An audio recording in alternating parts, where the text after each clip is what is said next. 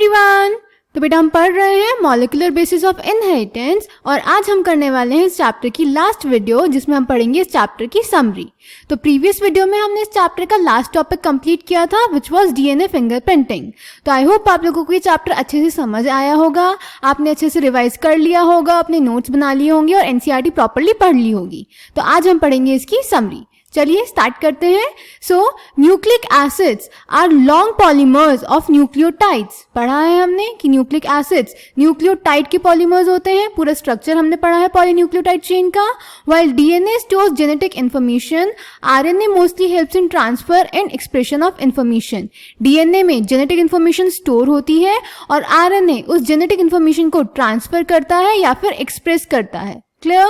Though DNA and RNA both function as genetic material, but DNA being chemically and structurally more stable is a better genetic material. ये भी हमने सारे points discuss करे थे कि genetic material होने के लिए किसी बायोमोलिक्यूल्स के पास क्या क्या कैरेक्टरिस्टिक होनी चाहिए, जिसमें हमने देखा था कि डीएनए आरएनए से ज्यादा केमिकली और स्ट्रक्चरली स्टेबल है, इसीलिए वो बेटर जेनेटिक मटेरियल होता है।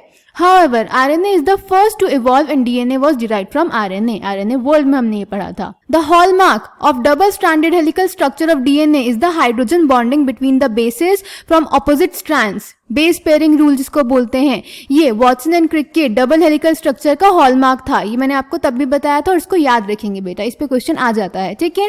The rule is that adenine pairs with thymine through 2 hydrogen bonds and guanine with cytosine through 3 hydrogen bonds.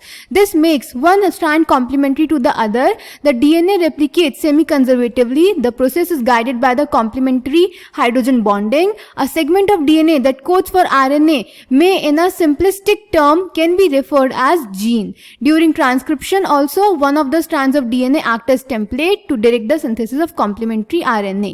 In bacteria, the transcribed mRNA is functional, hence can directly be translated. In eukaryotes, the gene is split. मतलब उसमें expressive और non-expressive exons और introns दोनों present होंगे. The coding sequences exons are interrupted by non-coding sequences that are introns. Introns are removed and exons are joined to produce functional RNA by splicing. The messenger RNA contains the base sequences that are read in a combination of 3 to make triplet genetic code. Triplet कैसे, ये भी हमने देखा था. To code for an amino acid. The genetic code is read again on the principle of complementarity by tRNA that acts as an adapter molecule. tRNA का structure भी हमने पढ़ा है. There are specific tRNAs for every amino acid और जो initiate करता है उसको हम बोलते हैं इनिशिएटर tRNA और स्टॉप कोडॉन के लिए कोई भी tRNA नहीं होता.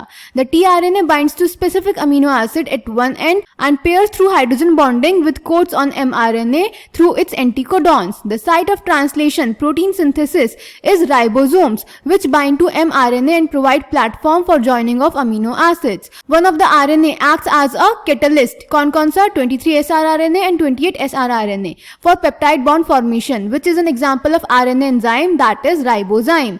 Translation is a process that has evolved around RNA, indicating that life began around RNA.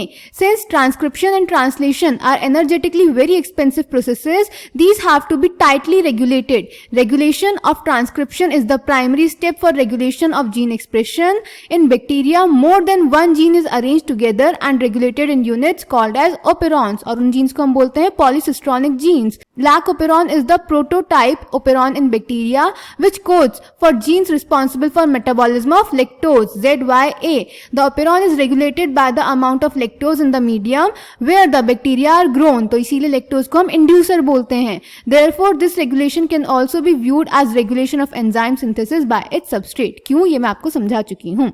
Human Genome Project was a mega project that aimed to sequence every base in human genome. This project has yielded much new information. Many new areas and avenues have opened up as a consequence of the project. जैसे bioinformatics, DNA fingerprinting is a technique to find out variations in individuals of a population at DNA level.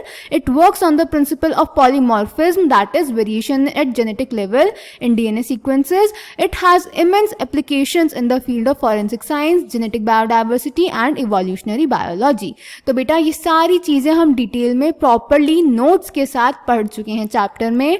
आप भी अच्छे से revise करेंगे और कोई भी doubt होगा तो आप कमेंट सेक्शन में पूछ सकते हैं. Thank you.